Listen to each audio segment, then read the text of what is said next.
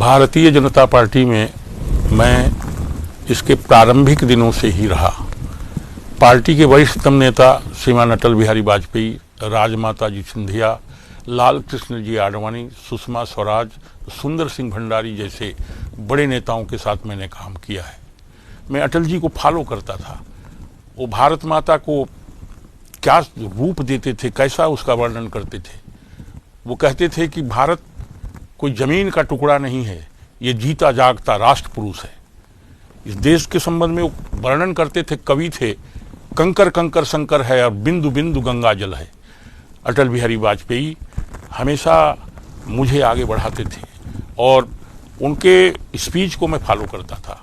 यहाँ से आगे बढ़ते हुए हम बहुत सारी बातों को उनसे ग्रहण करके भारतीय जनता पार्टी में हम रहे। अटल जी जब प्रधानमंत्री थे तो उन्होंने पूरे देश में 3 बड़े जो राज्य थे उनको उन्होंने 2-2 भागों में बांटा।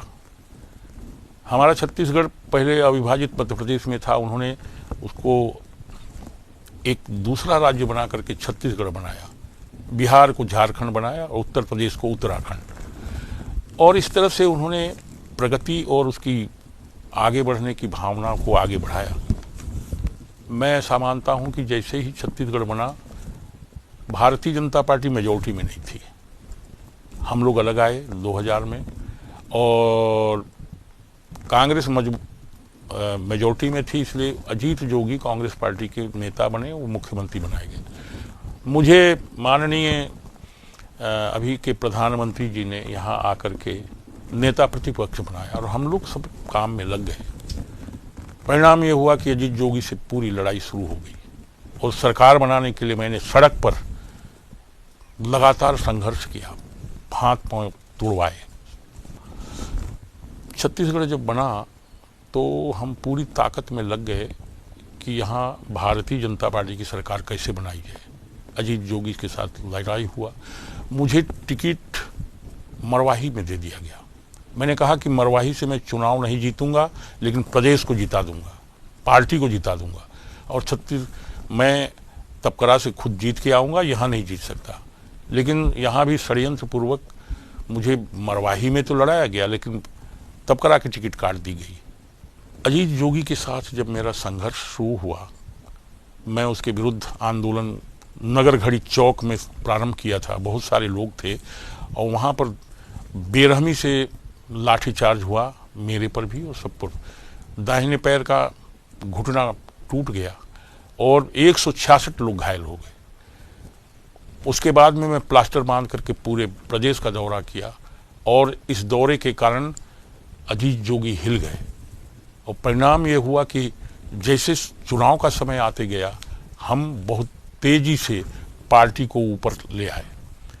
जब चुनाव हुआ तो भारतीय जनता पार्टी विजयी हो गई, लेकिन वहाँ मुझे आकर के बताया गया पार्टी के नेताओं के द्वारा, क्योंकि मुझे एक टिकट काट दी गई थी, कि बोले मुख्यमंत्री आपको ही बनाना था, लेकिन आप चुनाव नहीं जीत पाए।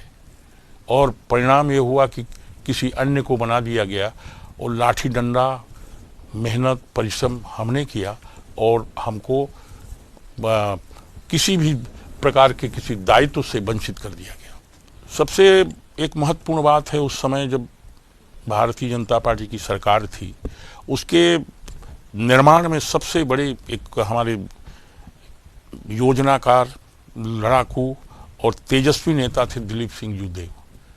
बंधुवर दिलीप सिंह जी अपने मूंछ को दांव पर लगा करके कहा कि अगर सरकार नहीं बनेगी तो हम मूंछ एक तरफ काट देंगे, और उन्होंने बहुत परिश्रम किया। लेकिन सबसे दुर्भाग्यपूर्ण बात ये थी कि दिलीप सिंह जी को नीचा दिखाने के लिए अपने ही गवर्नमेंट में तरह तरह के षड्यंत्र हुए। जसपुर में 5, 7, 10 लाल बत्ती मार दिया गया। जब वो एक कार्यक्रम में थे और खुड़िया दीवान उनके साथ में बैठे हुए थे, उनको पुलिस ने जबरदस्ती घसीट करके ला करके वो अपने गाड़ी में डाल दिया। कोई कार्रवाई नहीं हुई उस समय, और केवल ये काम दिलीप सिंह जी को नीचा दिखाने की दृष्टि से किया गया। दिलीप सिंह जी चाहते थे कि वहाँ प्रगति भी हो, विकास भी हो, लेकिन वहाँ पर उनको कैसे किनारे किया जाए, केवल ये कार्यक्रम हुए, प्रगति बिल्कुल रोक दिया गया। बाद में उनकी जब प्रतिमा वहाँ लगाने का बात आया, उसके लिए भी कितना संघर्ष करना पड़ा ये सभी लोग जानते हैं।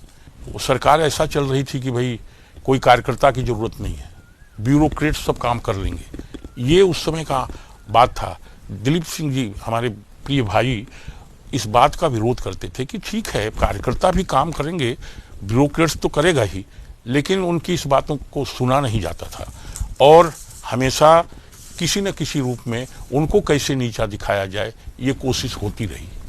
दिलीप सिंह जी ने कहा कि ये तो प्रशासनिक आतंकवाद जसपुर में फैला हुआ है, इससे कैसे कार्यकर्ताओं को बचाया जाएगा, यहाँ काम कैसे होगा। लेकिन इस विषय पर कोई चर्चा नहीं, कोई बातचीत नहीं हुई, किसी प्रकार का इस पर संज्ञान नहीं लिया गया। आज जब एक घटना हुई थी गेंद सिंह के ऊपर, कम से कम उसमें 2 पुलिस वाले सस्पेंड हुए, एक एसडीओपी निलंबित हो गया और वहाँ पर कुछ हालांकि धरने वरने कुछ कर रहे हैं उसके विरुद्ध में, वो विफल हो गया है, लेकिन कुछ तो हुआ। आने वाले समय में जब चुनाव हुआ तो दिलीप सिंह जी को नीचा दिखाने की दृष्टि से पोस्टर बैनर से उनका फोटो नाम सब गायब कर दिया गया। कार्यकर्ताओं ने जब विरोध किया कि ऐसे कैसे हो सकता है कि जसपुर में इतना बड़ा चुनाव हो रहा है और माननीय दिलीप सिंह जी का फोटो नाम कुछ भी नहीं है, तब दूसरा मैंने पोस्टर और बैनर बनवाया गया। ब्यूरोक्रेट्स जिस तरह से हावी हो रहा था, कार्यकर्ता किनारे हो गए थे, इसका विरोध करता था कि भाई यहाँ पर कार्यकर्ताओं की भी सुनी जानी चाहिए, उनके हिसाब से भी काम होना चाहिए, ब्यूरोक्रेट्स तो करें ही। तो इस बात को मैं कहूँ नहीं, ऐसा करके हमेशा छत्तीसगढ़ से मुझे बाहर रखा जाता था ताकि हम इन सारी बातों को कह न पाएँ, देख न पाएँ और वो मनमानी करते रहें। मैं जनजाति आदिवासी समाज के होने के कारण बहुत सारी समस्याओं को लेकर के उस समय भी हमारे समाज के लोग आते थे, आज भी आते हैं। तो मैं उनकी समस्याओं के समाधान की दृष्टि से हमेशा कहता था कि भैया ये जो जनजाति वर्ग है इसका समाधान भी होना चाहिए। जो मंत्री हैं और बड़े मंत्री लोग हैं उनको बोलता था, लेकिन उस समय मेरे विरुद्ध में एक बात कही जाती थी कि आदिवासियों की मीटिंग करके ये तो हमेशा आदिवासी मुख्यमंत्री की बात करते हैं और लोगों को भड़काते रहते हैं। मैंने कहा कि ठीक है, मुझे कभी पत्रकार पूछते थे तो बोलता था कि ये आदिवासी स्टेट है, आदिवासी मुख्यमंत्री हो तो बहुत अच्छी बात है, लेकिन ये निर्णय करने का काम केंद्रीय नेतृत्व का है, केंद्रीय संगठन का है, ये भी बात करता था। अभी ये स्थिति हो गई है, भारतीय जनता पार्टी के जो कार्यकर्ता हैं, मैं बहुत पुराने समय से पार्टी में काम कर रहा हूँ, इसको आगे बढ़ाने के लिए, खड़ा करने के लिए बहुत सारे लोग जुड़े हुए हैं। उनके बहुत सारे फोटो भी मेरे साथ में शायद हों। मुझे जानकारी मिली है कि वो लोग अब उनको ऐसा भयाक्रांत कर दिया गया है, वो भयभीत हो गए हैं कि कोई फोटो वोटो है तो उसको भाई कोई मैंने किसी ऑनलाइन या किसी उसमें डालना नहीं है जिससे कोई देख सके। भयभीत हो गए हैं और उनको ऐसा भयभीत कर दिया गया है कि अगर डॉक्टर नंद कुमार साय के साथ जिसका फोटो होगा वो पार्टी से शायद बाहर भी हो सकता है।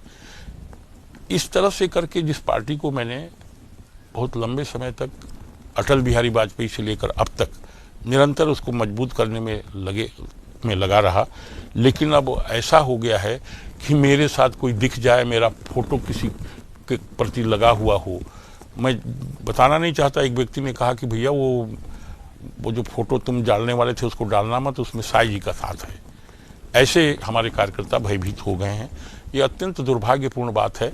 इसीलिए मुझे लगता है कि ऐसी स्थिति अगर बनी हुई है तो इस पार्टी से अब हट जाना ही सबसे बेहतर होगा और मैंने सोचा है कि इस पार्टी से अब मैं इस्तीफा देता हूँ।